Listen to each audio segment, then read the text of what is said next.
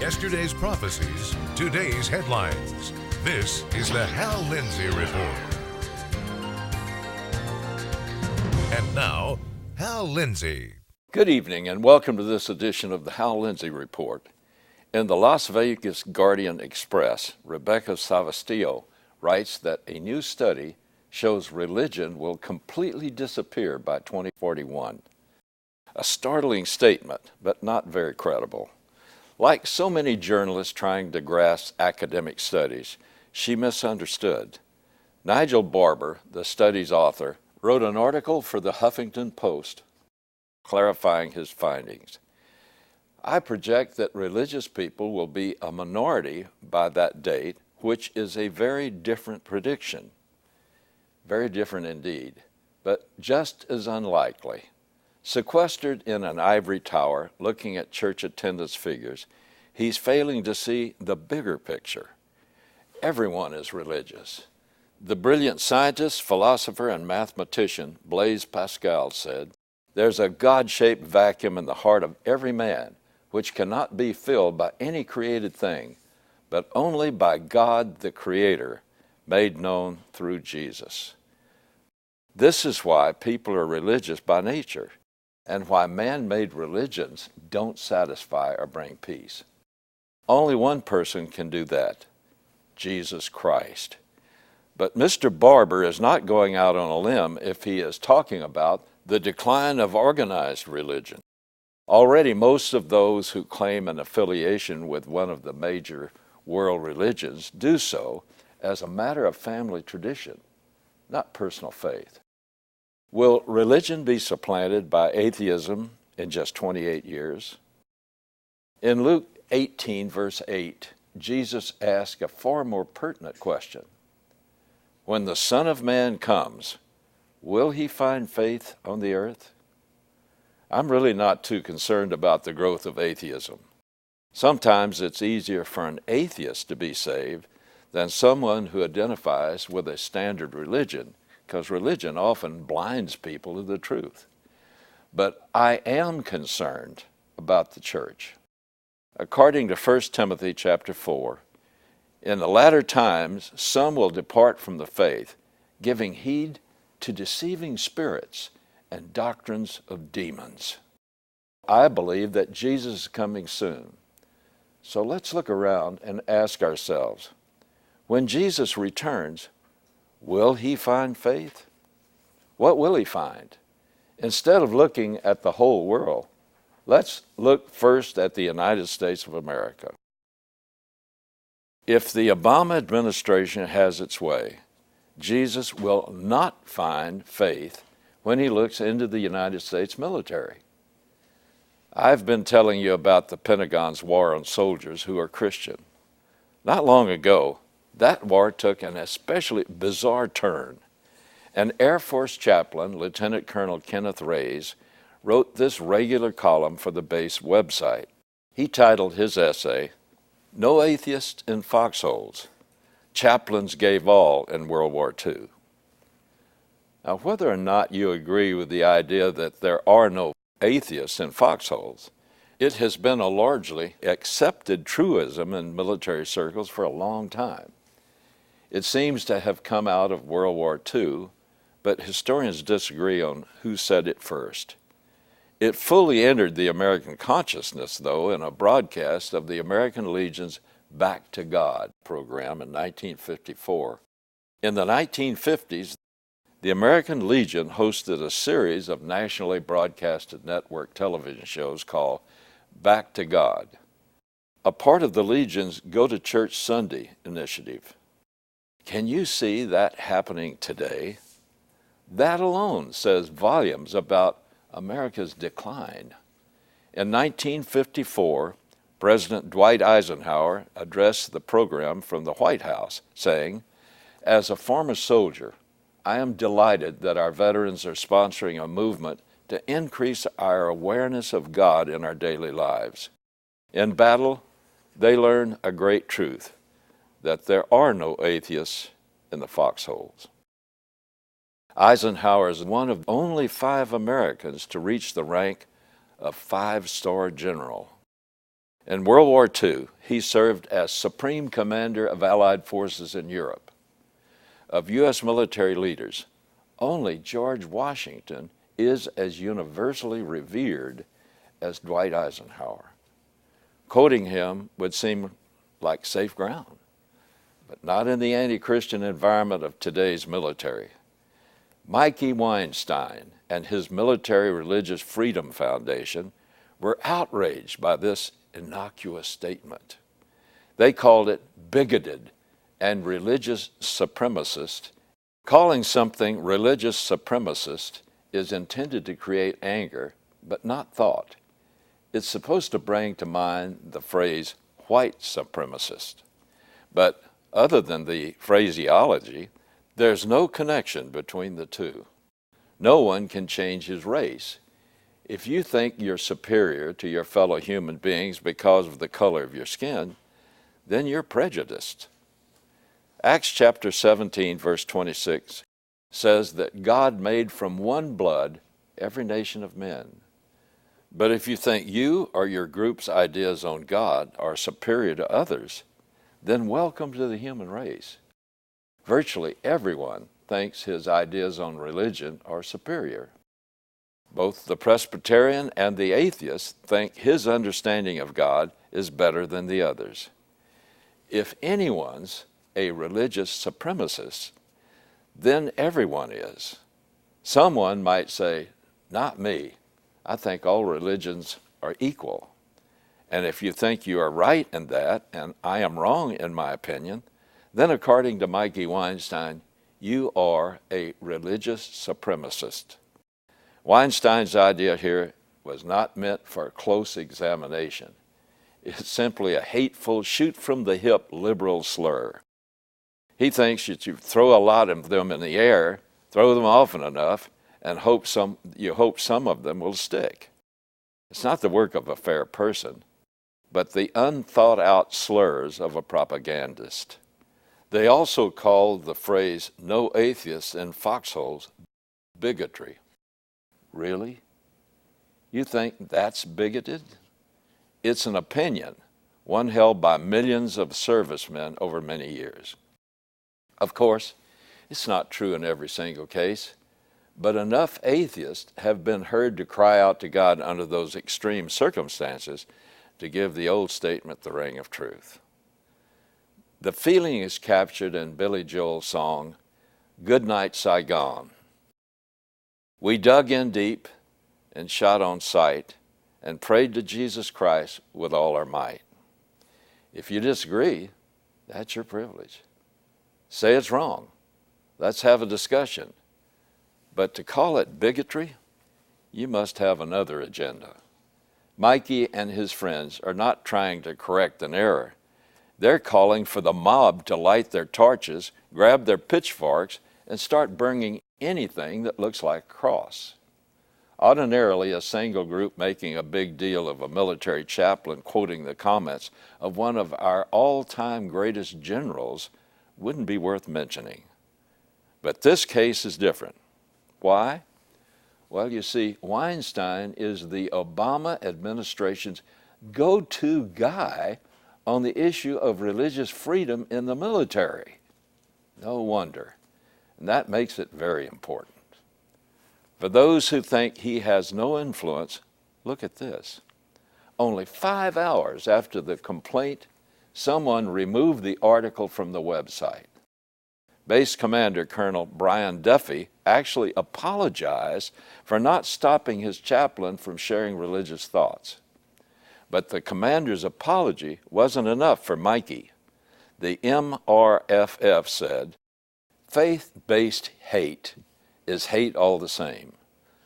Lieutenant Colonel Reyes must be appropriately punished. Hate? Honoring the chaplains of World War II by quoting a famous phrase from that war is supposed to be hate? Well, I shouldn't be surprised.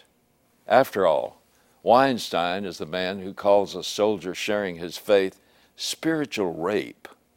He calls Christians monsters, terrorists, and enemies of the Constitution.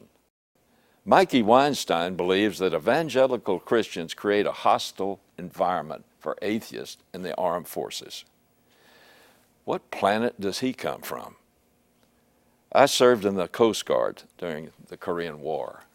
I know for a fact that servicemen are not famous for their squeaky clean language, for never boozing it up or engaging prostitutes, or for acting like a congregation of saints whenever they're on shore leave. Weinstein wants you to think that the guys who want to carouse are made to feel just terrible by the existence of Christians in their branch of the service. After all, who ever heard of soldiers, sailors, or Marines ribbing, harassing, or demeaning a guy for not participating in the usual debauchery, or for reading the Bible or expressing his faith? Christians aren't complaining about these things. That's just the way it is. But to claim that they are the ones creating a hostile environment for the more worldly soldiers is beyond stupid. Ken Blackwell, former U.S. ambassador to the United Nations Human Rights Commission, told Breitbart News, President Obama is waging a war on religion. He and Chuck Hagel are denying the most basic rights to those who put their lives on the line to protect all of our rights. It is shameful and appalling. I want to remind you how it used to be after this brief message. Hal Lindsey Media Ministries is pleased to announce yet another easy way for you to support the Hal Lindsey Report. Our new toll-free telephone number, 1-888-RAPTURE. By calling this toll-free number, you can obtain copies of the show on DVD. You can also give a tax-deductible gift or designate a monthly pledge to help keep this program on the air. Supporting the Hal Lindsey Report has never been easier. Operators are standing by 24 hours a day, ready to take your call. So call today, toll-free, 1-888-RAPTURE or 1-888-727-8873. Please call today. In his book, The Spiritual Industrial Complex, America's Religious Battle Against Communism in the Early Cold War, Jonathan Herzog wrote, U.S. Army instructors in the 1950s told new recruits that the world was divided into three kinds of nations. There were demonic nations that attacked both organized religion and belief in higher powers. There were secular nations that enforced a strict separation between church and state. And then there were covenant nations that recognized their dependence upon God. It would be reasonable to assume that the U.S. Army considered America secular, but Americans and their leaders in the early Cold War knew differently. The United States was a covenant nation. Now, whether you agree or not, it's important to understand that this was the attitude in our armed services just 60 years ago. G.K. Chesterton said, America is the only nation in the world that is founded on a creed. The Declaration of Independence does in fact read like a creed with God at the very center. We hold these truths to be self-evident, that all men are created equal, that they are endowed by their Creator with certain unalienable rights. Some have tried to equate America with Israel. I'm not doing that. It'd be wrong. The United States is a covenant nation only because God made certain covenants with all nations. For instance, in Genesis chapter 12, verse 3, God promises to bless those who bless Abraham. It goes the other way too. Psalm 107, verse 34 tells us that he changes a fruitful land into a salt waste because of the wickedness of those who dwell in it. Proverbs 14:34 says, righteousness exalts a nation, but sin is a disgrace to any people.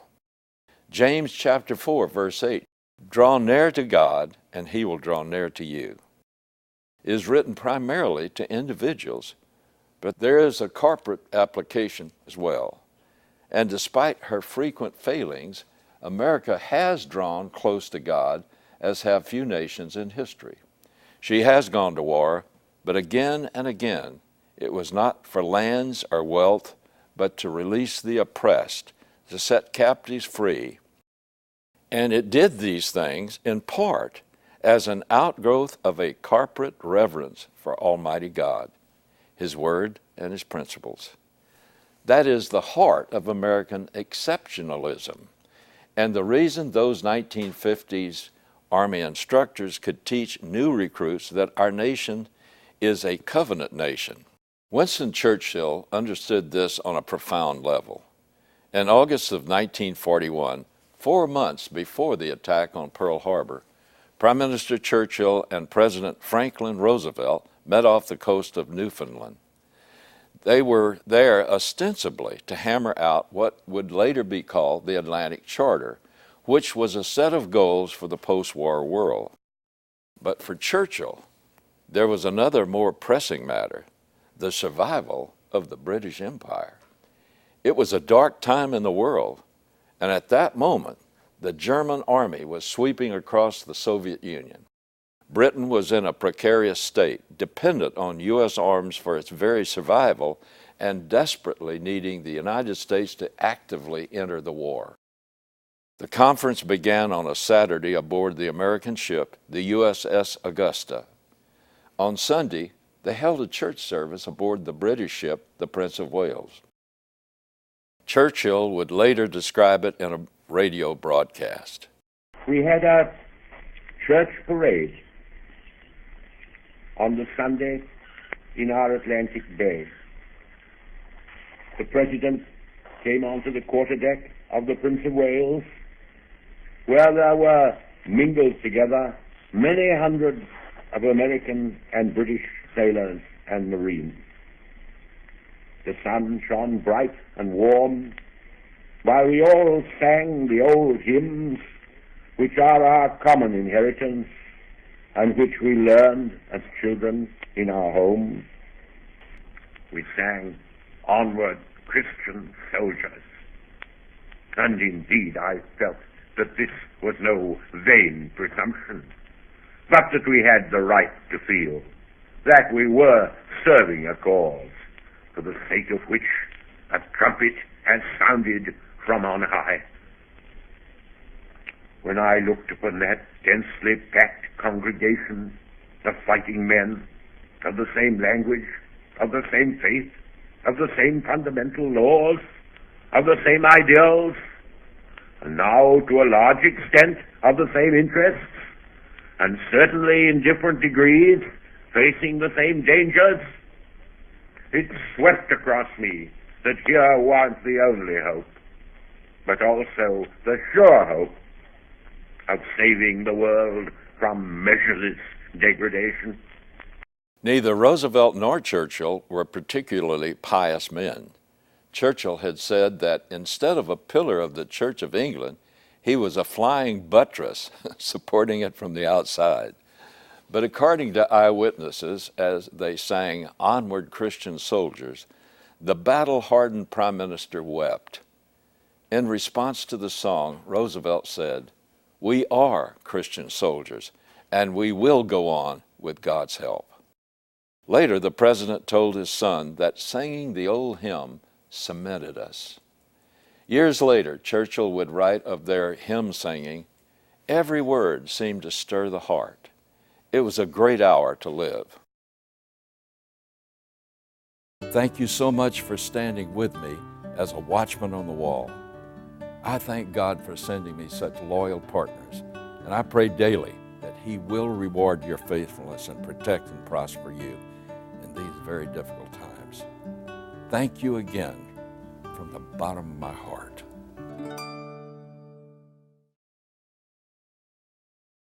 It's sad to consider that in Britain today, less than 10% of the population attends any kind of religious service, even monthly, and that a high percentage of those who do attend are Muslims, not Christians. 2 Thessalonians chapter 2, verse 3 predicts a coming apostasy or falling away in the last days. A Pew study shows a surprising growth of atheism among young Americans. This tends to confirm Nigel Barber's study predicting religion's minority status by 2041. His book, Why Atheism Will Replace Religion, uses a simple thesis. Atheism blossoms amid affluence. Remarkably, the Bible teaches something similar. Deuteronomy chapter 8 says to remember God by keeping His commandments. Otherwise, when you have eaten and are satisfied and have built good houses and lived in them, and when your herds and your flocks multiply, and your silver and gold multiply, and all that you have multiplies, then your heart will become proud and you will forget the Lord your God. In other words, beyond the foxhole, we forget what it was like in there. With prosperity, we forget our vulnerability. With wealth comes the illusion of self-sufficiency. We forget the God who brought us out of Egypt, the God who gave us the very prosperity that then leads us to forget Him. Have you ever wondered why He doesn't grant us our every whim? This is why. Life's struggles remind us of our need to depend upon the Lord.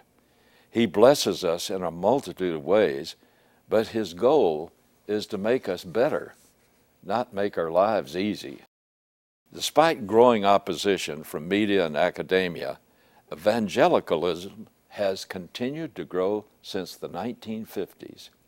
But polls show mounting disdain for the church, especially among the young. This has many wringing their hands in fear.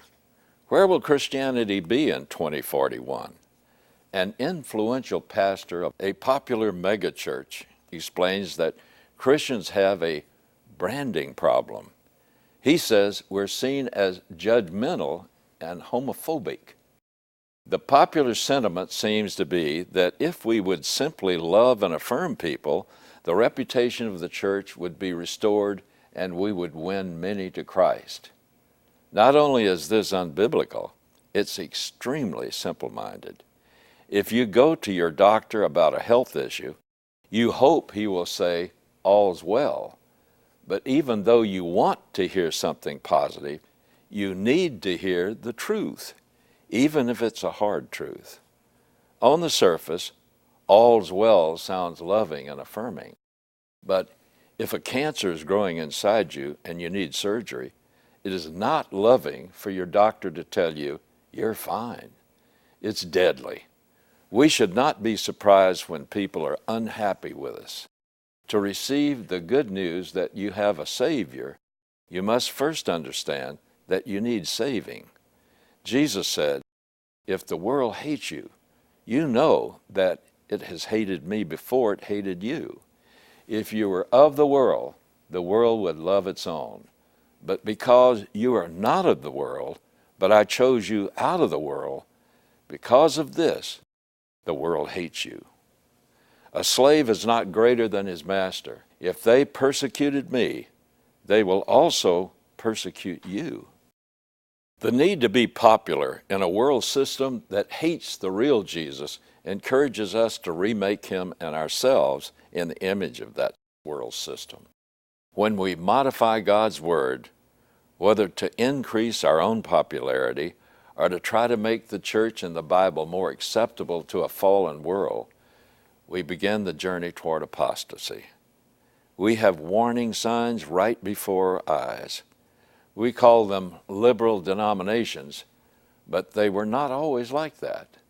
They didn't go from zealous for God to cold and indifferent in a day. They worried that the gospel was becoming irrelevant to a new era, and they started changing things.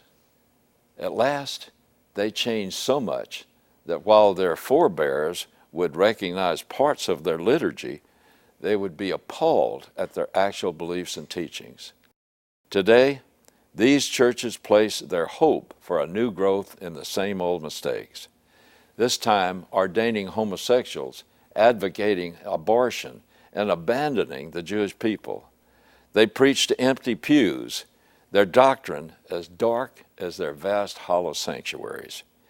Yet even with that warning before our eyes, many evangelical churches are now falling for the same lie, that to expand their appeal, they must alter the message.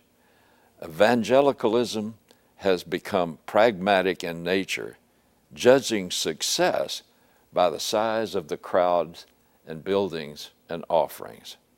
But God's measure of success remains basic. Were you faithful? Even the best pastors find it increasingly difficult to talk about things that may make their congregation uncomfortable. Today, everyone has a family member or a friend, a co-worker or neighbor who is homosexual. It is loving to call that behavior sin, but it isn't easy. It's easier to remain silent. But remember this, silence implies approval. And approval can be a pleasant way of expressing that most severe curse, go to hell. In Revelation chapter 12, we see Satan, the accuser of the brethren, cast down from heaven. Verse 11 says, "And they overcame him," that is, the devil, "by the blood of the Lamb, and by the word of their testimony, and they loved not their lives unto death." There will be a falling away, but there will also be great ingathering for those who, through Jesus, will overcome. Will the Son of Man find faith on the earth? Yes, because the church is his work. And he said, the gates of hell will not prevail against it.